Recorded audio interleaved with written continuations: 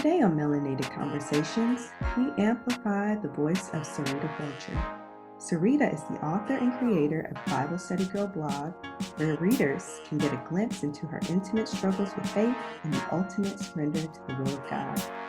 She is also the host of Bible Study Girl podcast, where she shares her personal journey through life as a Christian woman. Tune in to this powerful conversation as we chat with Sarita about the importance of community, sharing your story, and a not-so-pretty picture of perfection.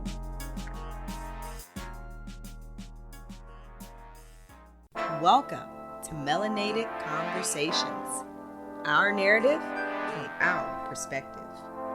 Here on the podcast, we are amplifying the voices of Black women and sharing their powerful stories of transformation. I'm Tyrion.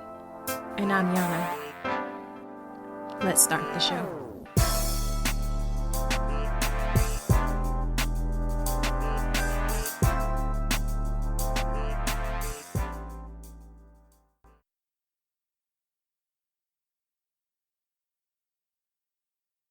Welcome back, ladies and gentlemen, to another episode of Melanated Conversations. I'm your co-host, Tyrion. And I'm your co-host, Yana. We've got a special treat, as always, on this episode today. We've got the lovely Sareta Fultcher. She is the creator of the Bible Study Girl blog and host of Bible Study Girl podcast. We are so excited to be chatting with her today. Welcome, Sareta. Hello! I'm so excited to be here. Yay! We are excited to have you. We cannot wait to get into this conversation with you and you just share all the beautiful, wonderful things that you've got going on with Bible Study Girl blog and podcast. Yana, you got anything? No, I'm just excited. I'm excited to actually chat with you and to actually formally meet you. I know you and Tyrion have a rich history, so I'm excited to hear about, what you know about my cousin. We can talk about that. No, but just to hear about everything that you have going on. Just can't wait to chat. All right.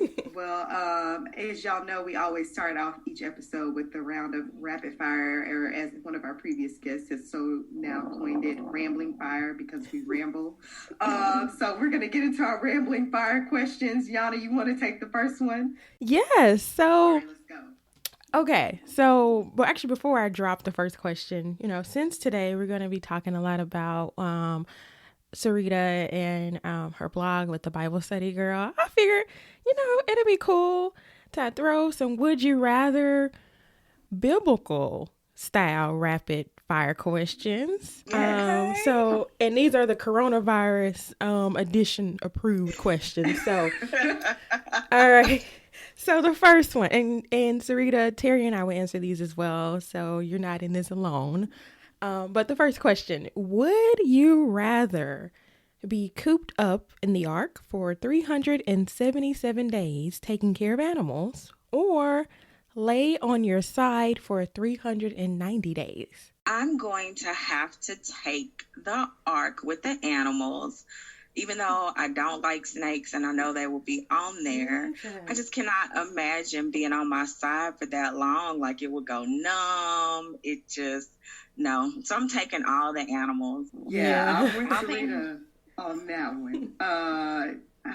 I lay on my side for 5 minutes and the world has fallen apart. I can't feel anything. So I can't imagine laying on my side for 390 days. And reference, if nobody knows where that reference is from, it's actually from when Ezekiel had to lay on his side. He had a thing with God about Israel and their sins. And God was like, okay, you're going to lay on your left side for 390 days, your right side for 40 days, yada, yada, yada.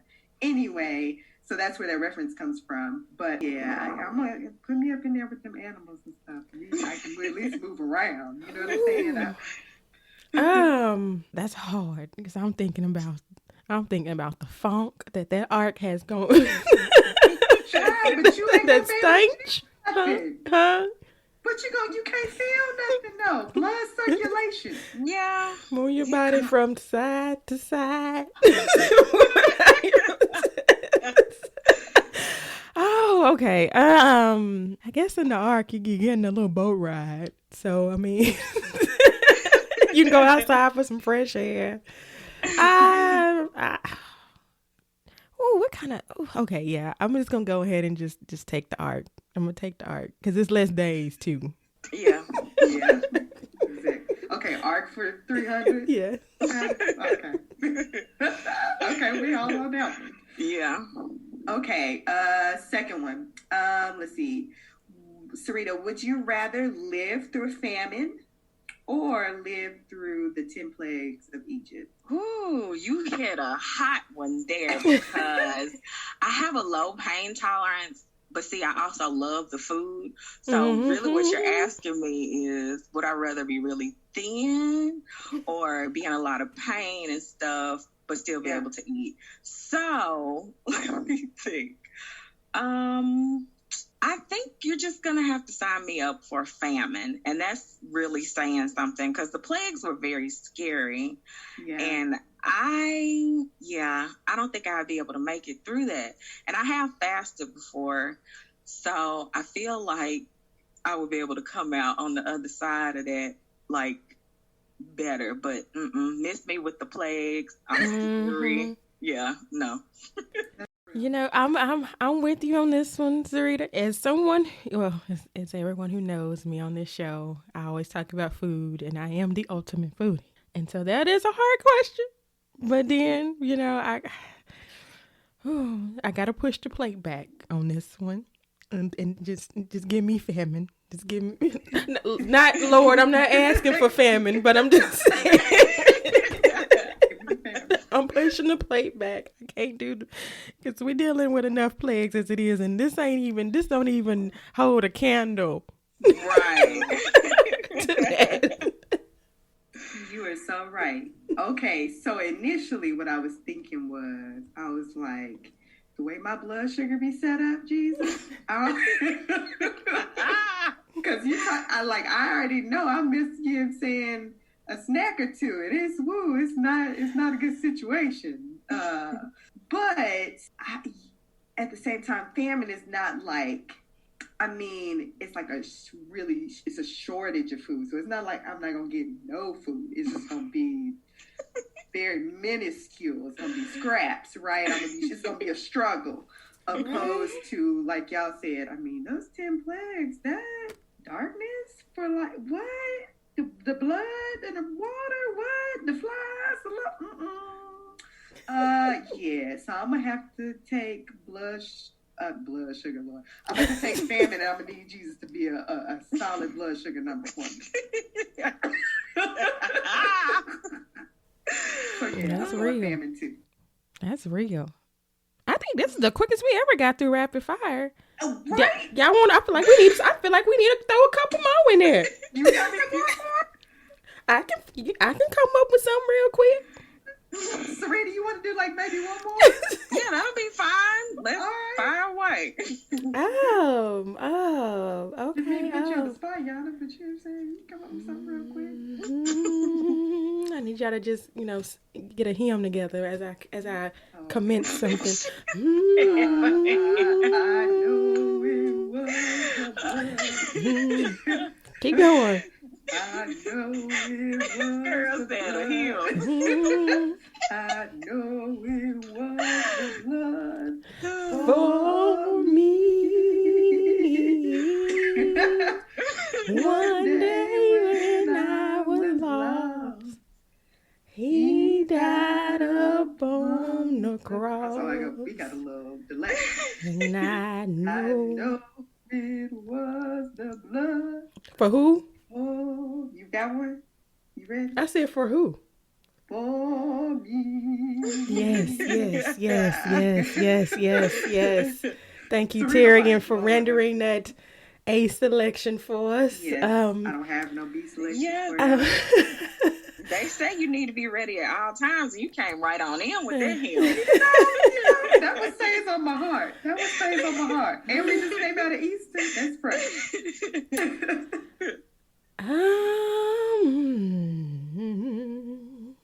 Let me see what he's telling me to tell y'all for this rapid fire. Okay, come on. I don't know if it's a good one, but we gonna use it. Let's go. All right. Okay, this is this one. Okay, would you rather have the super strength of Samson or the wisdom of Solomon? Oh, hands down, give me the wisdom of Solomon.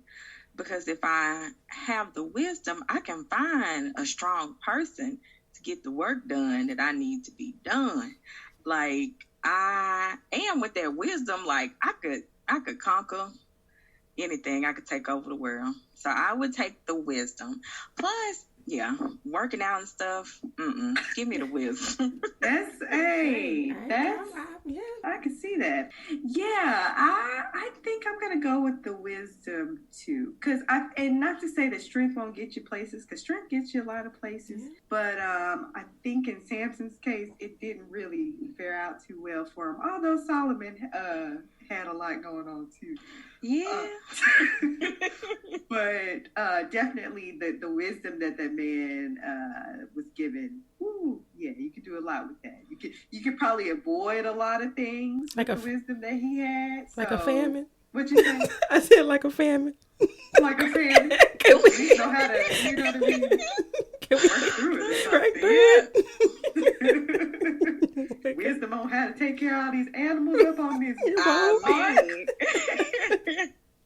So, yeah, I'm going with wisdom. Yeah, 3 for 3. Same. Wisdom all day. Wisdom all day. I love it. Well, that was fun. It was. That was a lot of fun. It was. Thank you for playing along, Sarita. Yeah. I enjoyed it. I'm a gamer, so this is right up my alley. Girl, don't say that. I'll have some more for you as we continue through this conversation. Like as we pause. No, but we appreciate that, and we actually do want to, segue into our chat today. What the people want to hear. They don't want to continue to hear me and Tyrion always be foolish. Or maybe they do. I don't know. Let us know. But no, Sarita, again, thank you for joining. And I know you and Terry actually do have a little history, but can you share a little bit about your origin story and a little bit more about you? Who is Sareta Fultcher? Sareta Fultcher is a girl that I was actually born in Elaine, Arkansas. My mom was a teen mom. She had me 3 days after high school graduation. So the first 5 years of my life, I lived in Turkey Scratch, Arkansas, deep country. My great-grandmother raised me. Really, my whole family did. Everybody was invested in me. Once my mom graduated and got married, I moved to the big city of Little Rock, Arkansas. And life really took off from there. My mama had me in church every Wednesday and Saturday and Sunday, and if they had a special meeting, I was there too. So I spent my entire childhood really in church into my teen years. And even when I went off to college, a lot of people fall off during that time. I didn't take a day off from church. I found my own church. I moved from my home church to a church I felt like better suited where I was at that stage in my life. And so that's just a little background about me. I am a speech language pathologist. That's my professional career, and blogging is just something I do outside of that. So that's my origin story. That's how I got to be here. Nice. Thank you for sharing that. So as Yana kind of alluded to earlier, Serena and I do know each other. Serena and I pretty much grew up. We went to the same church. We were in Girl Scouts together. Serena's like, you're a year older than me. You're older, 2 years older than me. A year or two. I'm not really. Yeah. Something like that. But we, same thing. So the same, wherever Sarita was on Wednesday, Saturday, and Sunday, I was there too. And she was. And every other meeting in between.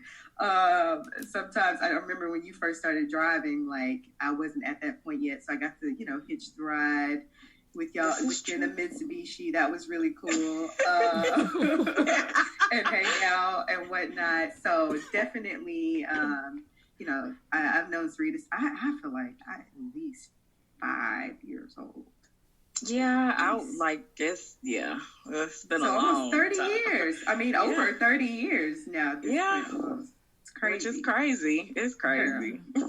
Yeah, my grandmother and your mom still, are still friends, and we're all still connected. Like I said, I just don't see Sarita or talk to Sarita, on a regular basis. You can communicate. That's true. On social media, but, yeah. The love is still there for sure. It I knew I wanted to get you on the show and have this conversation with you today. So I'm so glad to be here. Thank you for saying. Yeah, yes. Come on. All right. So moving right along, we know that your blog, Bible Study Girl, was born out of personal struggles with your faith. Can you share a little bit about this journey and how it shaped your faith, how you originally grew up? Like I said earlier, I went to church all the time. So I got a lot of knowledge about the right things to do. But I was missing connection with other Christians that were struggling with areas of faith. In church, you get the message that, I got the feeling that might not be how other people perceive it, but I got the feeling that if I was struggling, then obviously I wasn't doing something right. And so I got to the point in my faith where I was very discouraged, like I wasn't doing it right. I was missing the mark constantly. And when you sit in Bible study a lot of times, especially in a traditional church, a church that is very by the book and by the rules, when you ask somebody for help, their response is just, Jesus will fix it. Maybe you're not praying hard enough. And I got to a point in my faith where I needed some realness. I needed for somebody to be transparent with me. I needed for people to be open, that could identify with the struggles that I was having with my faith. And there were just a lot of things about Christianity I didn't understand. And I felt like if I was questioning God, that meant that I wasn't rooted and grounded in him. And so I would say in my 20s, I really started to get to a place where like I said earlier, I needed community. So I found that community with my friends, people that were my age, and my faith grew from there because I was connected to people that were living the same life that I was living, and they were able to guide me and give me assurance that, you're not crazy. God has not forgotten about you. This is where I struggle, but that doesn't mean that I'm not loved, that I'm not accepted by God. So that was part of my faith experience. Yeah, I know we were quiet. We're letting you talk, and we don't want to interrupt the audio part of it. Thank you so much for saying everything that you just said, because I think, and obviously you and I go into the same church and growing up pretty much in the same circle in the same manner. And this is no knock to our former church, our home church that we grew up in at all. But this resonates so much with me because there were this idea of perfectionism, right? And yes. And like if you're a Christian, if you say you're saved, you believe that Jesus, God's son, died for your sins, all those things, like then you should act according to these things, and not that you shouldn't act according to these things, but you should act according to these things, and you dare not miss the mark. And if you miss the mark, then like you said, something you're far away from God, or you must not be saved, or and so definitely then you start to self-doubt, you start to question things. And I think it's important for believers, and then I'm gonna let Yana go and move on to the next question. But I think it's important for believers, particularly or specifically, I think it's okay to wrestle with your faith. Yeah. Sometimes we, especially for us that like grew up in the church, sometimes there's not room for that. Mm-hmm. But I think it's important for you to wrestle with your faith, because then you truly understand why you believe what you believe, and it's not a just, oh, this is what we do. It's you know what I'm saying. You're not saved through heritage and family and all those things. Like, it becomes personal for you. And so I appreciate the fact that you shared, like, you know what I mean, you had to wrestle with that, and it wasn't until you came across a group of individuals who were being transparent about the things that they had struggled with in their lives, even as believers, that that there was a breakthrough, like a different, it just moved to a different level for you. So I thank you for being transparent in that area. Yana, I'm sorry. No, you're good. No apologize. No apologies needed.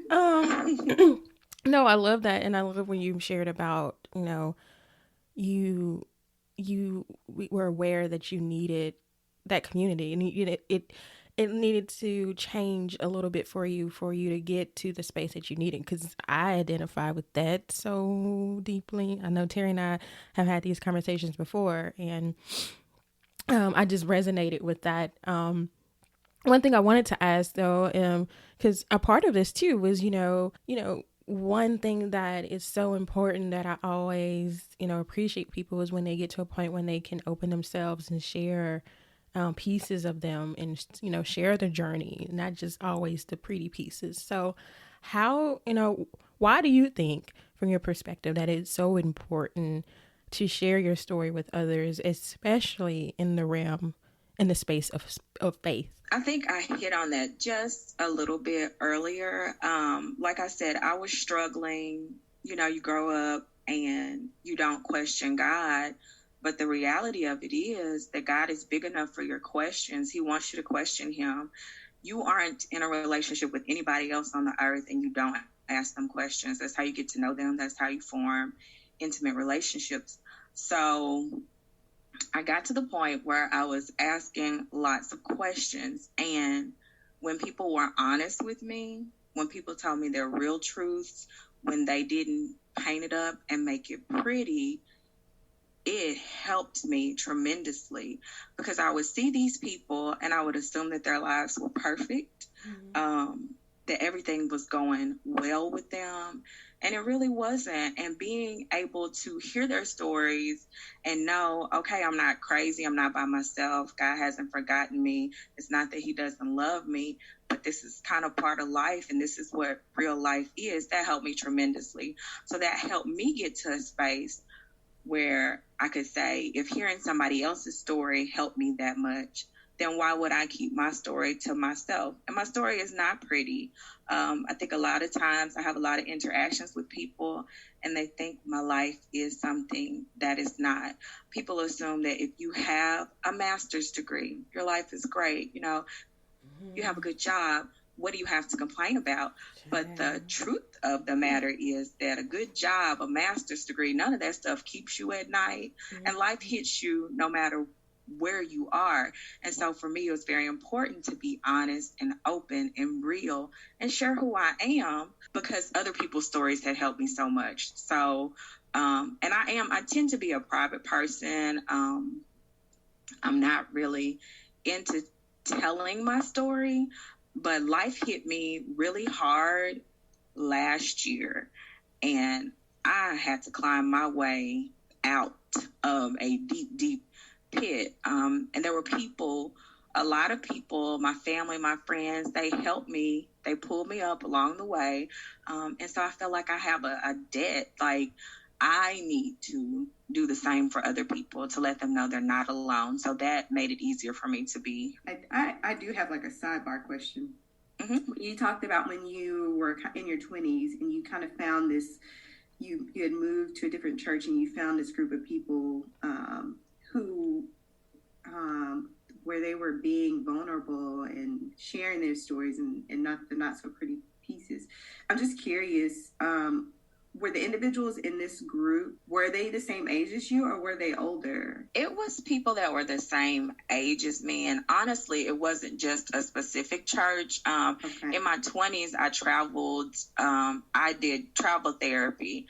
And so I got to meet a lot of different people, not necessarily in church, but people that were believers. They didn't necessarily go to the same church that I went to, but I was able to get their stories and feel less, out there. Yeah.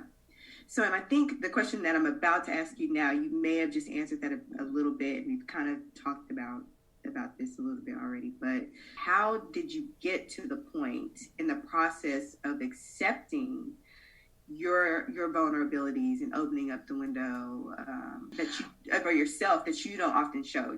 Like it's one thing to be like, okay, people are being vulnerable with me, but I still don't necessarily feel comfortable with being vulnerable. Like, what did that process look like specifically for you?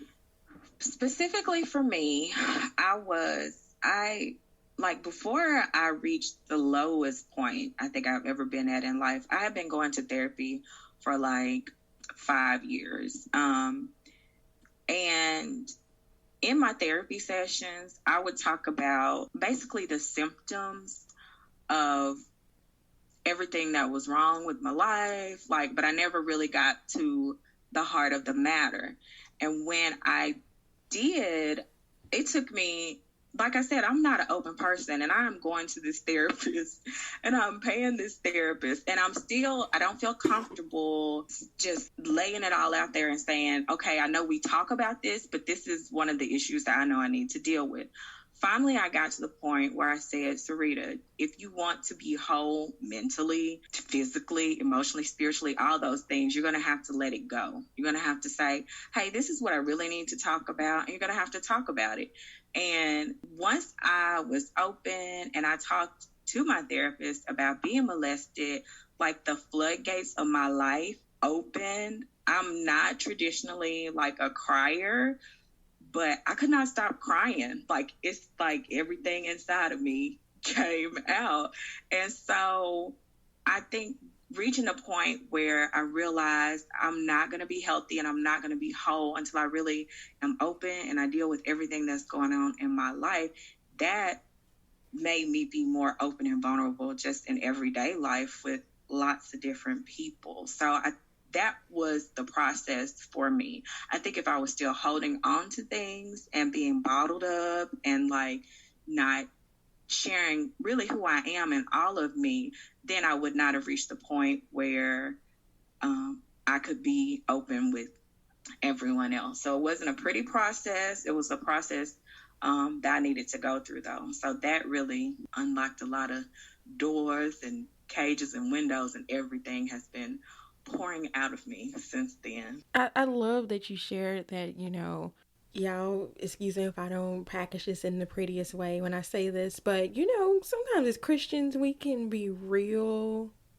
ignorant, and our thoughts about, just take it to Jesus and he'll see you through. Not saying that doesn't hold true, but I love that you not only you continue that path, but you also utilize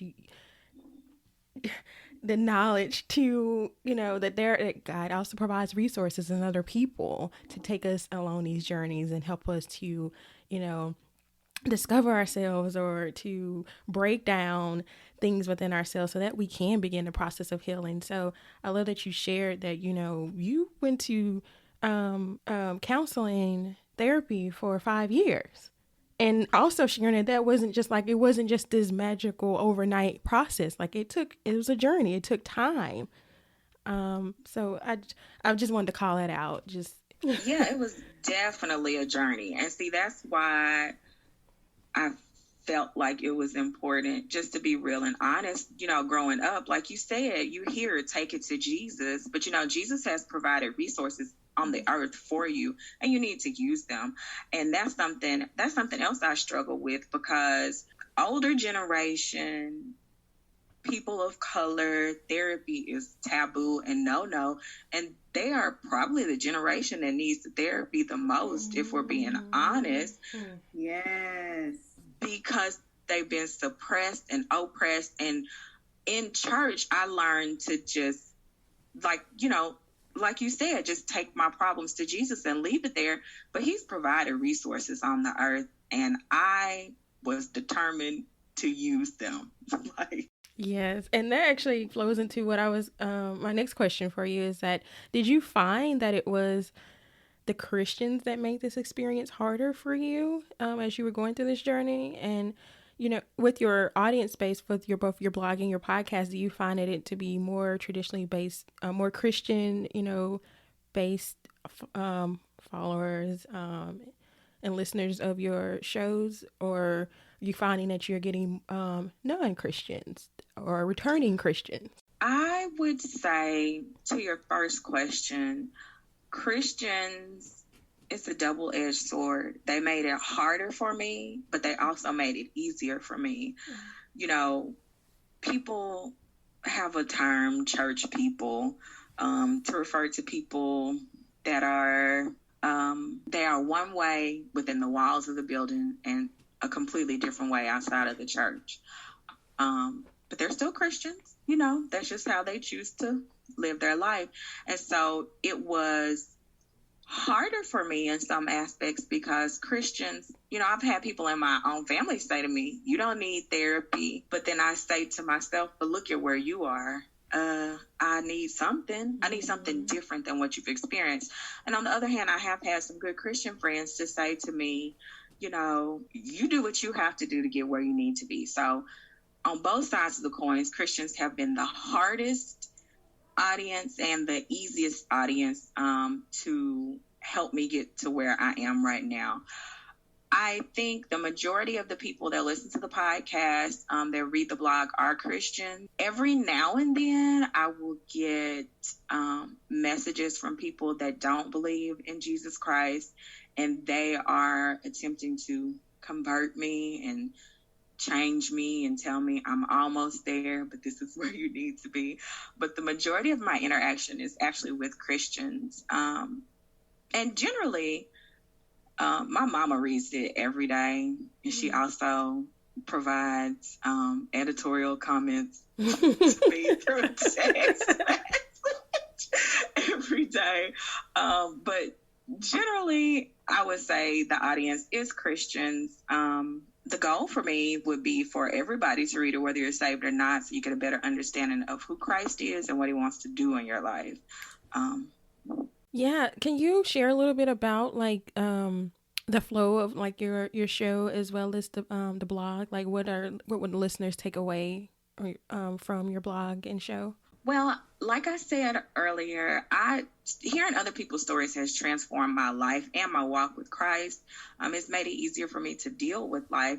And so I'll start with the blog. The blog I've always been a writer. Now, before last year when I started blogging, my writing primarily consisted of writing evaluation reports for the children that I was seeing for therapy or retreating, writing progress notes, that kind of thing, or using my talents for evil. If someone made me upset, angry, I could be very professional, but I will put them right through my writing. That was I got that thing. Gift too, girl. I know what you mean. And so writing the blog was my first time in a long time using my writing to pour my feelings out, to share it with the broader audience. So when you go to the blog, you get to hear about my life and the things that I'm struggling with, the victories I feel like I have, and my defeats as well. And it helps you as a Christian or even a non-Christian. You can relate to the stories because they're my life. My brother started reading the blog and he was like, oh, this is great. I think you should expand on it. He has been podcasting since before podcasting was a thing.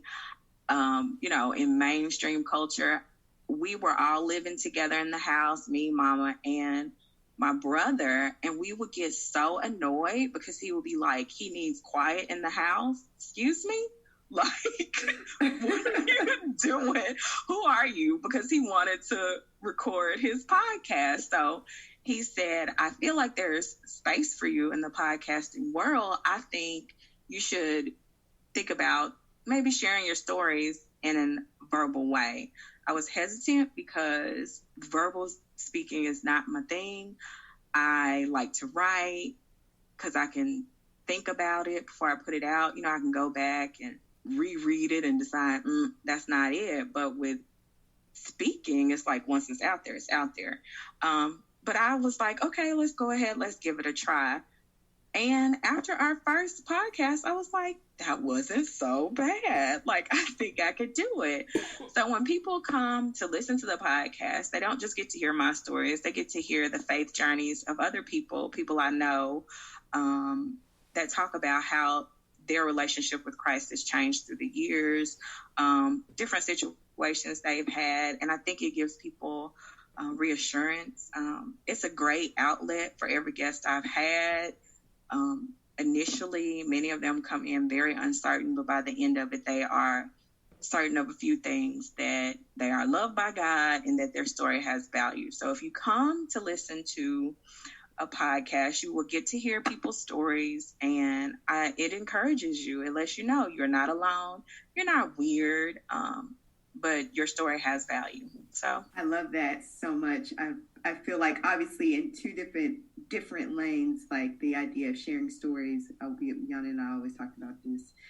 That's what we love to do here, obviously from a different perspective, but at the same time, allowing women to share their stories, Black women to share their stories. And I love that for you, it is sharing pieces of your story as well as others and how it relates to their relationship with Christ. And I think that is super duper cool. I want to kind of segue back a little bit. We were talking about community for a little bit earlier. And I just want to say, similar to you, for me, it was the same idea that once I settled into life, I don't even want to say once I settled into life, but there was a shift that happened in life, and it was like a physical shift, right? I moved from where I grew up.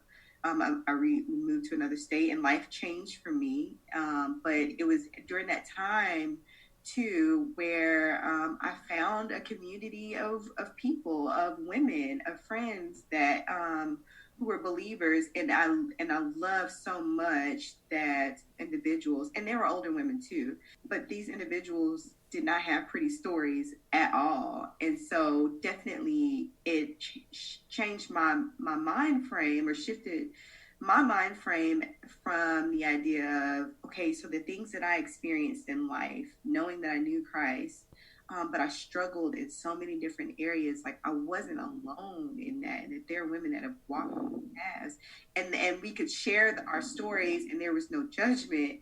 You know what I'm saying? It was like, but even through that, this is how good God was to me, or for me, or this is how my relationship with Christ changed and evolved, and all those things. So, with that being said, from your perspective, why do you think that we thrive on community? I think we thrive on community because God created us for community. When Adam was in the garden, after he got finished doing, like naming the animals, God told him it's not good for you to be alone. You need companionship. And to me, that's not even just a man-woman relationship, but you need people in your life to help you. I didn't get to where I am by myself. I have great community of friends, some who are believers, some who are not. I have my church family. I have my therapist. I just have so many different communities. I have my work family, and each community has added value to my life. I am an introvert, so I really do prefer to be alone most of the time, but I need people. And I think the older I get, the more I experience life, the more I know I need people. It's those communities that have really strengthened me. I started a Bible study group when I was in my 20s I just sent out an email, an invitation to anybody that wanted to come to my apartment. Let's learn about Jesus together. I was hesitant to do it because although I have been in church all my life, I felt like to make a move like that would require that I was a great biblical scholar, and I was not. I let everybody know, disclaimer, we are all learning together. I just think it's important for us to learn. Out of that group, 6 women came consistently, and we formed our own community. We didn't all go to church together, but we did all love Jesus, and we were able to share with each other our stories, our struggles. We would get to points in the book that we didn't understand, and we would do the best we could, and we would muddle through it. But that community helped me tremendously through my 20s on into my 30s, because everybody was willing to say, I'm struggling with this. I know the Bible says I need to do this, but this is hard for me. Somebody else was able to say, that was hard for me too. This is what I did. Or we would all say, this is hard for me. How are we supposed to do it? But community validated me and encouraged me. It lifted me when I wasn't able to do it myself. So I think it's very important for us to find our own communities, whether you're introverted or extroverted. You need community. You need people there to help you, because life gets scary, life gets hard, life gets tough. And also life is great. We have celebrations. There are great things, and you don't want to have to do that alone. You need community. Absolutely. Absolutely. I love how you brought that all together. Just from the idea of we are created to be communal people, to be relational people, and that's how we get through life. It's not by ourselves, but it's with each other. So I think that's great. One of the things that you mentioned is the mindset that we are not Jesus. We're not perfect beings, but that doesn't mean his work is not perfect within us. How are you spreading this message through your platform? And before even you talk, kind of share how you're spreading that message through your platform, but I think more than anything, can you kind of break down that thought process for us? Jesus was perfect. He walked this earth. He did it perfectly. And growing up in church, there is the idea of you need to be perfect or you're not saved. Really, I do remember, I remember being in church when I was a teenager, and I don't know, the pastor said something, and it made me doubt my salvation. Am I saved? Because he told me if I'm not doing this, that I'm not saved. I doubted my salvation. Yeah. But as I've gotten older, as I've grown, as I've matured, and really as I've developed more of a relationship for myself with Christ, I realized every day is not going to be perfect. I don't always hit the mark, but God is continuing to perfect me and make me who he wants me to be. It may not look pretty to other people, but he is doing a perfect work in me. He called me. He has purpose for me. He has plans for my life.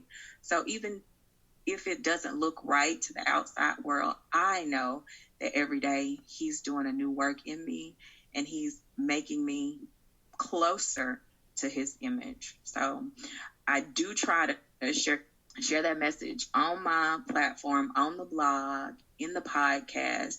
That's why I think it's so important for people to be open and vulnerable. It will help people little maybe 13, 14-year-old me who's sitting in church thinking, well, I must not be saved. That's not the truth. You are saved. He's continuing to work in you, though. And I think that's a very important distinction that we can make people miss, because we have our perceptions of what's perfect, but God is the one that's doing the work, the perfect work in us. Yeah. So 2 things you said, they're theological terms for them. The first idea of, when you talk about your 13, 14-year-old self sitting in church, and that is me, and I'm sure Yana can attest to this too.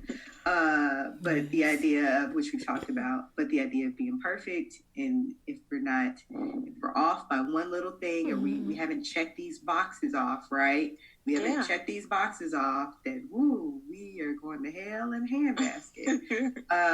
That idea is called legalism, right? And it's just following a set of rules. and it's not even about relationship at the end of the day. And so that was one point you hit on, and we know that ultimately being a Christian in Christianity is about relationships. It is about our relationship with God, how Christ made a way for us to be redeemed and to be back in right standing with God, and our relationship with Christ is accepting his free gift of salvation for us. And then the other one is the process of sanctification, where you just talked about like the process of going through life and things not being perfect or not being pretty, and that God is working and perfecting us every day by day, and we're not going to be perfected until we see him again face to face. But it's a process, and it's not always a pretty process, but he is sanctifying us slowly but surely. So that's all I want to say about that. Preach, honey. Yes, y'all are both spitting so much. So much this is even resonating with me from a personal level, because there are moments when Terry and I have had a lot of conversations where I've broken down to her and told her, like, especially as it relates to the part about feeling like you have to have it all together and you got to be hitting dotting all your I's, crossing your T's. And if you go anywhere outside that path, you are failing. And, but that's not how, God works.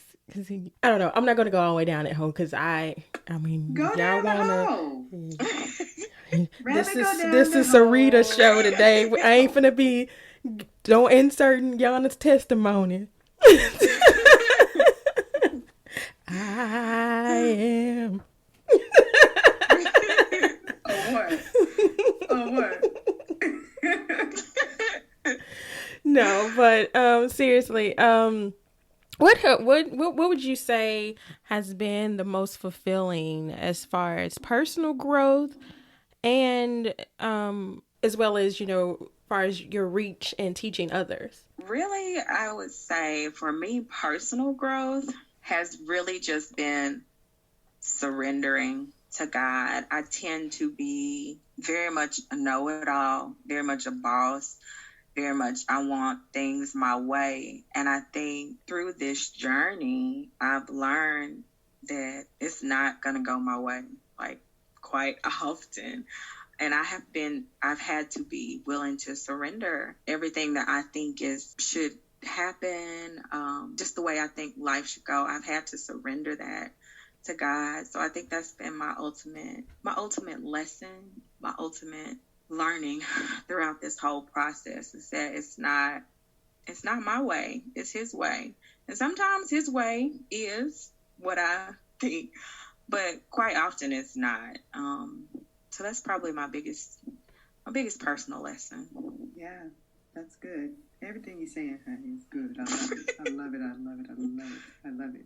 What is your greatest vision for Bible Study Girl? And also, what is your greatest vision for your walk in faith? And then also, what is your long-term goal?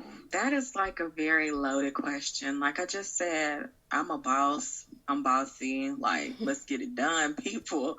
So, my biggest vision for Bible Study Girl is that I want people to be helped, however that has to happen. I've been thinking about that. Like, what is your vision? What do you want? I'm going to say I want God to blow my mind. I'm not going to put an expectation on it, like I want this, and that, because I'm in a season of my life where he is blowing my mind. He is exceeding any imagination I could have. Ultimately, I want people to be helped. I want people to come to know Jesus, however that has to happen. My biggest goal for my faith is that I really would put my life in his hands. Sometimes I try to take it back, because I'm going to tell y'all, I woke up this morning and I looked at my bank account and I was like, Lord, you don't have to tell me. Now, look, I'm sitting up in this house, but you don't have to, and I had to have a come to Jesus meeting with myself and say, look, this is what he told you to do. So you sit here.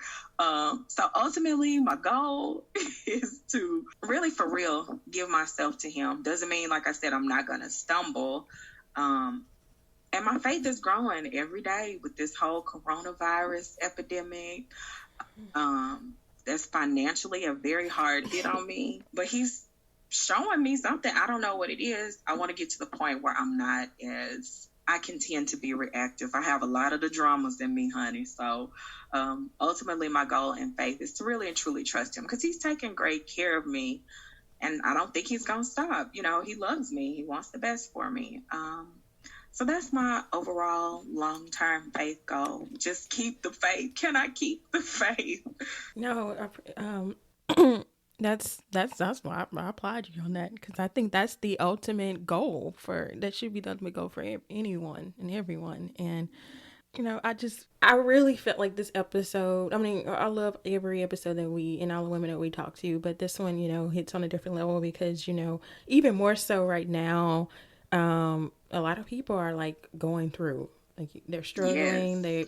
There's things going on mentally, and you know, people are lost, and you're finding more time with themselves, and they're trying to fight through this journey. So for you, even from going from your own, you know, sharing within your own experience and how you guided through this, if there is one piece of advice that you can offer to someone right now that is struggling, what would you say to them? Do you have maybe a favorite scripture or something that you can offer? My favorite scripture for years is that all things work together for the good of those who love the Lord and who are called according to his purpose.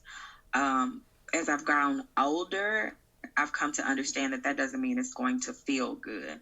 Like this situation I'm in right now does not feel good, but my faith is not determined by my feelings. My faith is in action, and I have to put my faith into action. I think the advice I would give to anybody right now that's struggling, you know, not to sound super churchy or be super deep or super spiritual, but you do have to believe in something greater than yourself. For me, that belief is in Jesus Christ. And I can't imagine how people are getting through this and they have nothing to hold on to. With that being said, though, your faith in Jesus Christ, I think, is increased when you have a community of people around you that can encourage you. And I don't mean just pray for you, but I mean do physical things, tangible things that help you during this season. I think part of our role as the body of Christ is to be the hands and feet of Jesus Christ on this earth. That means we need to help people that don't have food. My cousin, she knows I've been unemployed going on this is like week 6. She will come to my house and bring me food. You know, everybody, if you have more, you should be willing to help those that don't have. I think it's just, I keep coming back to that. We need community. Mm-hmm. We need to be helping people. We need to be doing for others. If you are feeling depressed, there is no shame in seeing a mental health professional.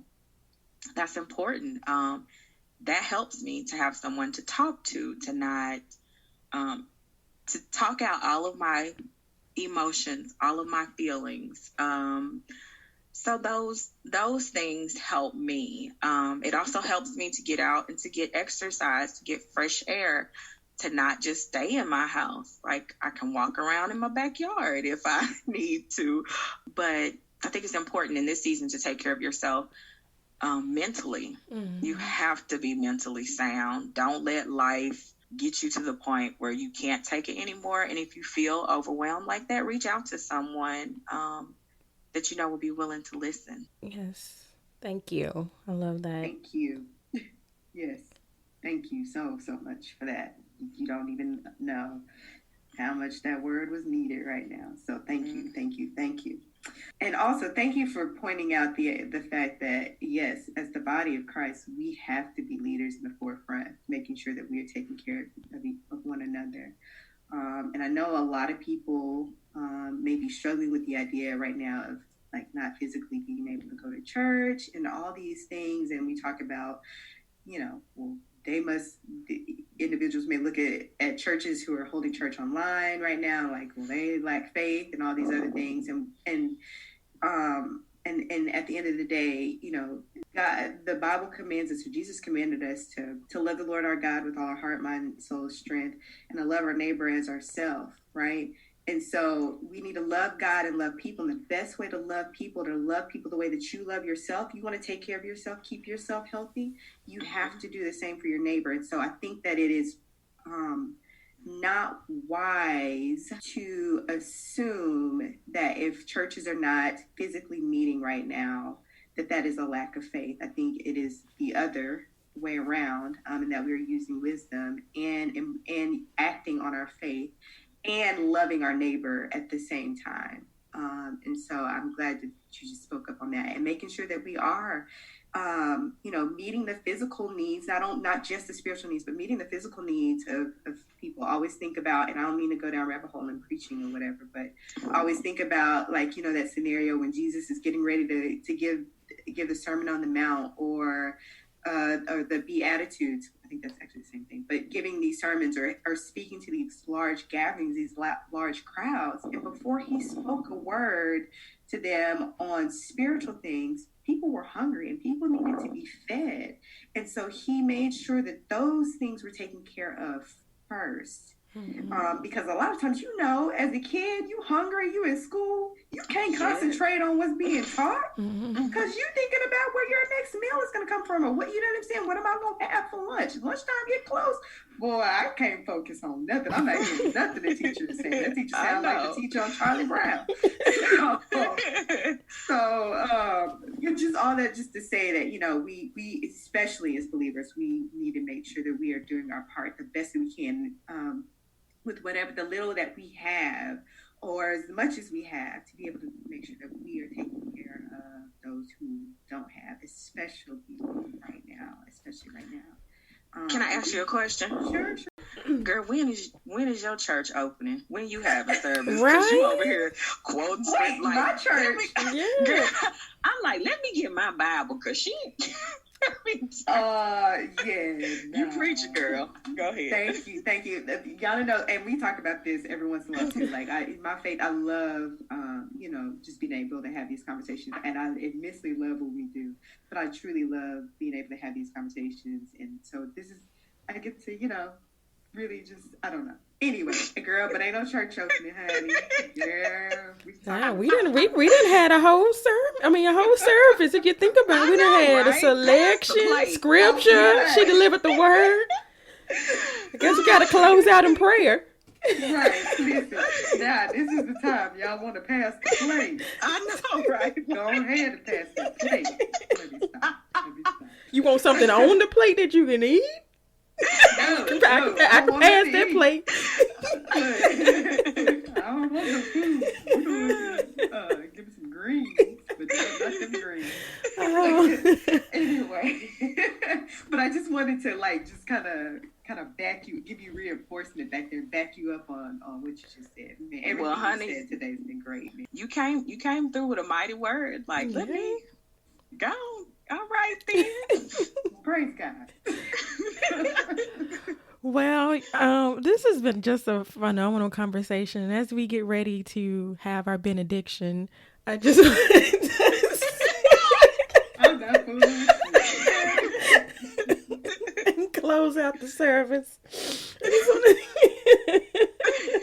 Sarita, this has been such a joy. You don't know what light you spread, even just for us today. We needed this, and we're thankful for you. We admire the work that you're doing and the work that is working through you. And we just, we send you all our love and like to keep that going on. It's awesome to see more of us. When I say us, I'm not just talking specifically to Black women, but I'm talking more now, and as the younger generation, the next generation that's, carrying for this message and spreading it. So keep doing the great work that you're doing. Oh, thank you. So, all right. So we're actually going to close. Before we wrap, we have a few closing questions. So we always close out with we always ask our guests of the show, what word is guiding them for the year. 2020 has been a little different, a little interesting year than most years for us. So, we understand if that word has changed. But what would you say if you can choose one word? What would your power word for 2020 be? My word for 2020 would be intentional. At the beginning of the year, I said to myself, you do need to be more intentional this year. Intentional with your relationships with people, intentional with your relationships with God, intentional with your finances, intentional with your health. So for me, that word hasn't changed. If anything, it's probably become even more stronger. I have to be intentional about the things I do and not just do them haphazardly. I can tend to be very spontaneous. And this year for me is about being more intentional. That's always a good word. Mm-hmm. Always a good word. Are there any new projects in store for 2020 or, anything new going on with the blog and the podcast? Of course. I've spoken about this a little bit on the blog and the podcast, but I am in the process of writing a book about my faith journey. So I have plenty of time now to get this project done. So that is what is in the works for 2020. I am working on this book and it is taking everything out of me. But my prayer is that before 2020 is over, the book is out in the world. Yes. We touch and agree. Well, we social distance and touching. Yeah, I was going to say, 50 feet back. 50 feet.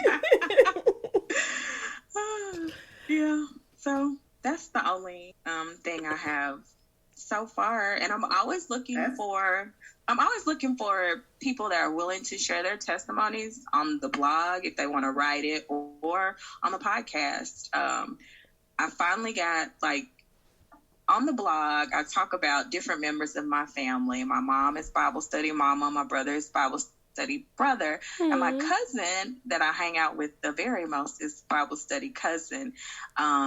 And she was the only member of the Bible study franchise who had not shared her personal testimony. But she finally got on board and came on the podcast and was willing to share. So, and she was like, this was fun. Mm-hmm. I should have done this a long time ago. So I'm always looking for people that want to sit down and talk about faith, their faith journey and how they got where they are. So, yeah. What did y'all think? Cool.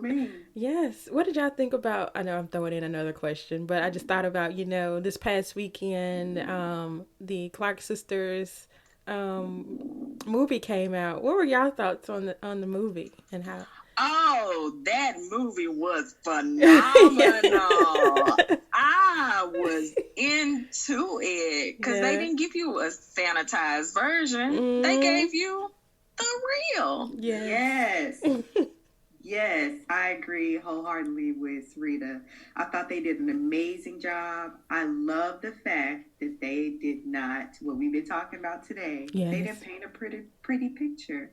Mm-hmm. They laid everything out there. And I was watching another podcast and I didn't even pick up on this, but they really showed the dynamic of the relationship between the girls and their mothers, because you think about it, it was a lot of them, and so we didn't get full life stories from each girl. I think that would have taken up so much time, but it really showed the dynamic of their relationship with their mother, and also the fact that Sister Maddie Moss, Dr. Moss, we would not have harmonies in choirs if it had not been for her.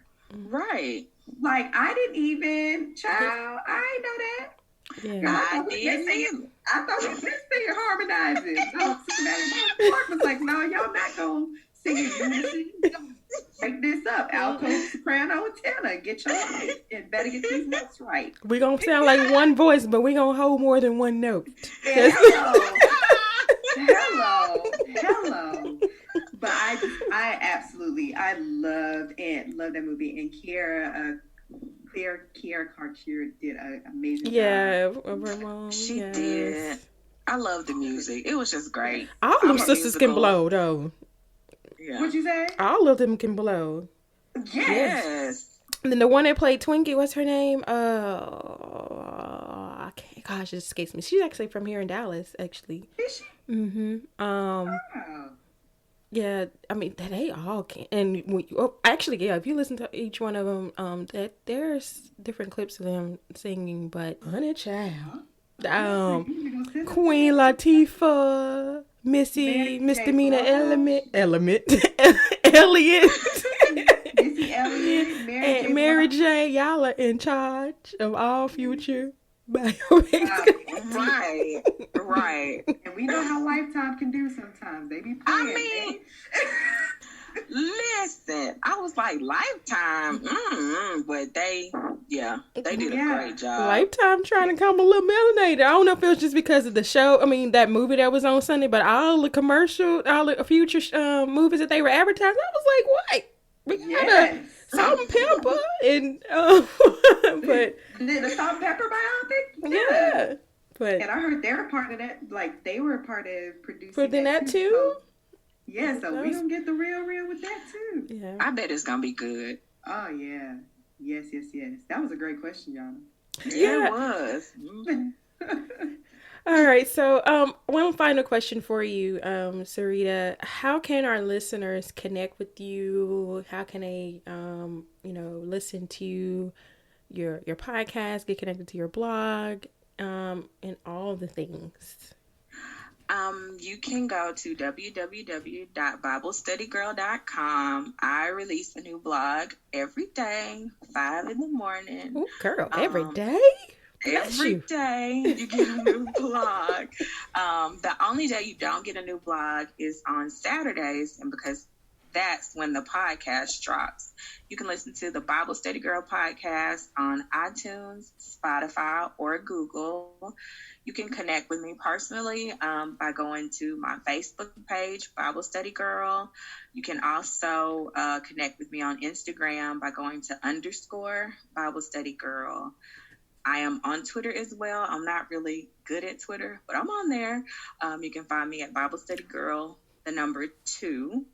And if you want to send me an email, like to share your story, not necessarily for publication, but just to share it, or if you want me to pray for you or whatever, you can contact me at BibleStudyGirl2019@gmail.com. And let me tell y'all, that was a little weird for me because usually my brother does all that at the end of the podcast. I don't have to do it. So I had to think real hard.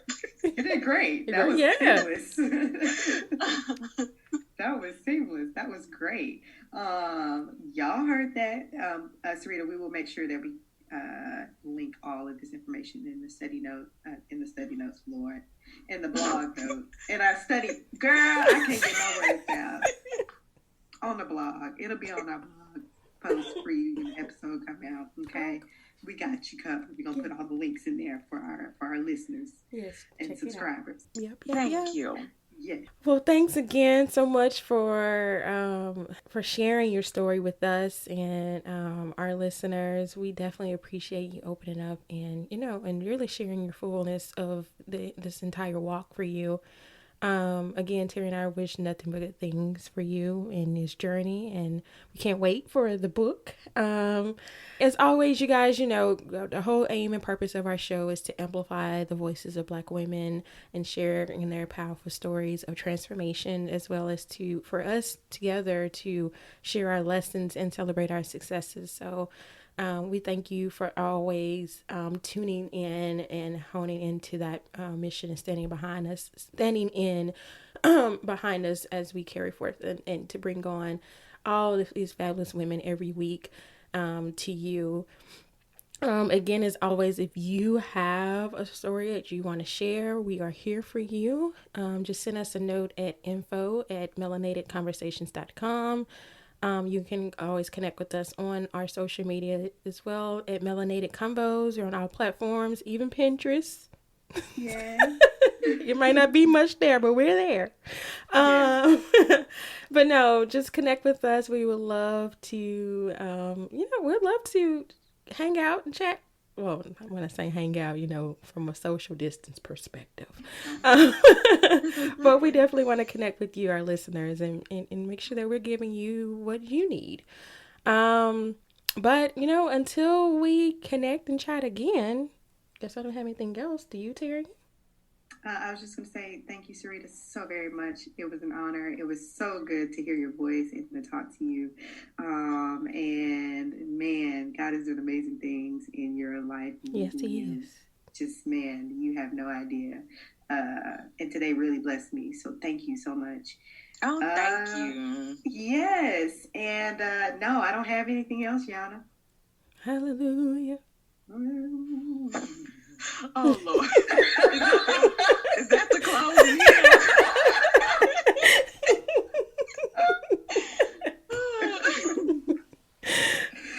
Be foolish. Oh my God. Yeah, that was it. That was the close. That was the benediction, right? Oh, okay. We didn't have to put no words on it. It's gonna end in hallelujah. That's it. Hallelujah. Melanate on that. Well, until then. Hallelujah. Melanate on that. Thank you for tuning in. Hope you enjoyed our chat today. Keep the conversation going by heading to iTunes to subscribe, rate, and leaving us a review. Have a story of your own to share? Email us at info@melanatedconversations.com or connect with us on social media at Melanated Conversations. Till next time, keep raising your voice.